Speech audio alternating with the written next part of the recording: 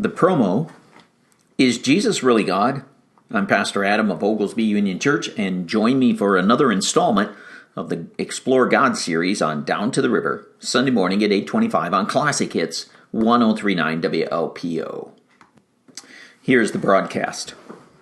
A Barna survey asked the question, do you have a personal relationship with Jesus? The results found that 67% of U.S. adults said yes. So the man's back on the street with his microphone asking about this man called Jesus who claimed he was God. Here are some of their responses. To me, it's a silly story. Another said, Jesus was the shepherd, the leader of the pack, to tell people what to do. Here's a confession. He was someone saying something profound, but people, including me, are ignoring it. A young lady said, I believe no one person can be God, but we all have some divinity within us. Another deferred the question. If you believe he really exists, then go for it. One said honestly, Jesus is a tough proposition to accept. And finally, I've got a lifetime to figure out if Jesus is a good fit for me. Now, Jesus is a very unique leader of a world religion. We have the book called the Bible that gives us the who, whats, and whens before he comes on the scene. When? Sometime before the Jerusalem temple being destroyed, and that was 70 A.D. by the Romans and never to be built again. Where? A little town called Bethlehem, south of Jerusalem. Why? Because of God's love to save sinners. How? Well, God sent his Son to pay the penalty for our sin on the cross and then rise on the third day to show victory over death. And what? To offer us a way to be reconciled to God. Now, Jesus didn't come in to Jerusalem on a white stallion, but on a donkey. He didn't sit on a throne, but hung on a cross. He didn't rub shoulders with the rich, but he had meals with the poor. He didn't wield a sword, but used the spoken word. And Jesus didn't give great political speeches, but spent some all-nighters on the mountain to pray.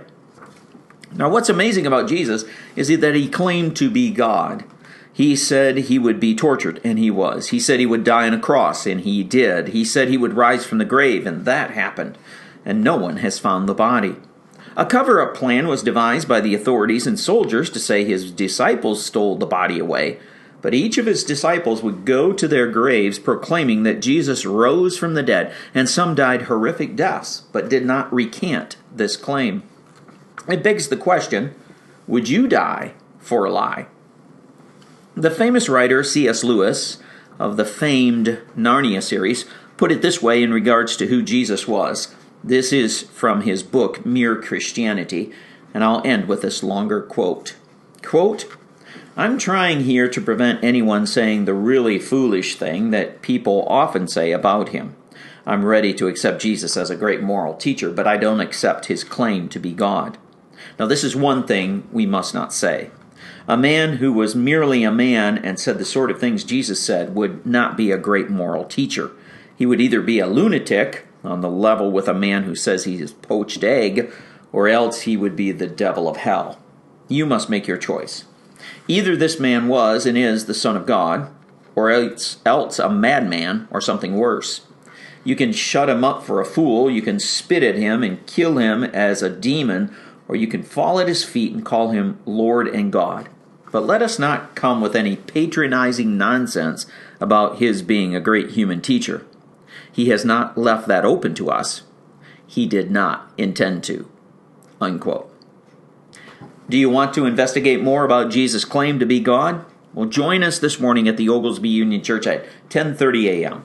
I'm Pastor Adam, and may you receive the blessings of God as you live your life to the glory of him.